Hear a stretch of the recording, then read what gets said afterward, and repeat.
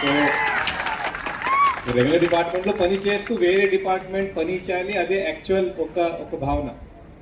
But కానీ ఇప్పుడు development activities అన్నీ కలిపి ఇప్పుడు కలెక్టర్ అండ్ డిస్ట్రిక్ట్ మ్యాజిస్ట్రేట్ అది ఒక పేరు సపరేట్గా వచ్చింది.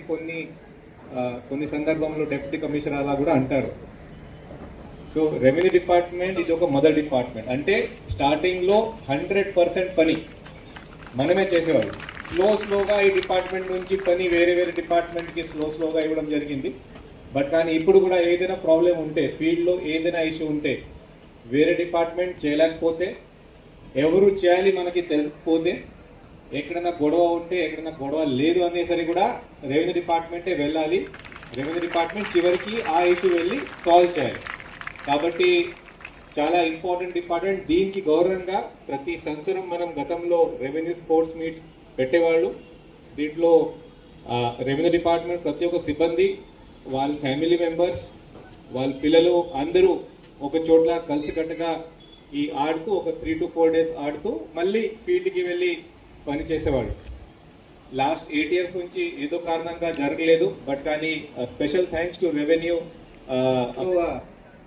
ముందుగా వచ్చి ఈరోజు యాక్చువల్గా మంచి యూనిఫామ్తో 3 division units and 1 collectorate.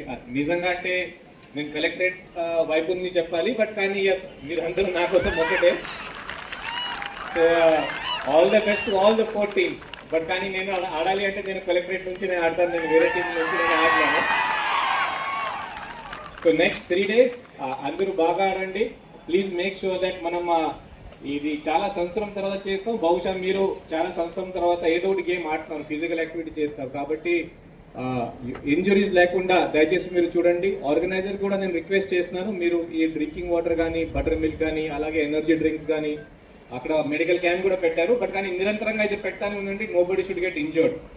Early morning start చేసిన తర్వాత మధ్యాహ్నం బ్రేక్ ఇస్తూ మళ్ళీ సాయంత్రం స్టార్ట్ చేస్తే బాగుంటుంది. చూడండి ఎలా ఇంకా ఈ స్పోర్ట్స్ మీట్ ద్వారా రెవెన్యూ పని రెవెన్యూ డిపార్ట్మెంట్ ఎలా ముందుగా తీసుకువెళ్ళాలి. అసోసియేషన్ ప్రెసిడెంట్ గారు వేదిక ముందు ఉన్నటువంటి రెవెన్యూ కల్చరల్ యాక్టివిటీస్ అవసరం. ఎందుకంటే మానసిక ఉల్లాసంకి, మానసిక స్థైర్యాన్ని పెంచుతాయి స్పోర్ట్స్ అనేది. అలాగే 3వ రోజు కల్చరల్ యాక్టివిటీస్, వీటన్నిటిలో మీరు అందరూ పాల్గొని ఎంజాయ్ చేస్తారని నేను కోరుకుంటూ, అయితే చాలా ఎండలో కూడా నేను అబ్జర్వ్ చేస్తున్నాను. 10 గంటల నుండి ఇప్పటి వరకు ఎవరు కూడా స్టూడెంట్స్ కంటే డిసిప్లిన్గా ఎవరు లైన్ తప్పకుండా కూర్చున్నాం. మీ కమిట్మెంట్ నిజంగా అంటే మీరు చాలా కమిటెడ్. సో చాలా సంతోషం.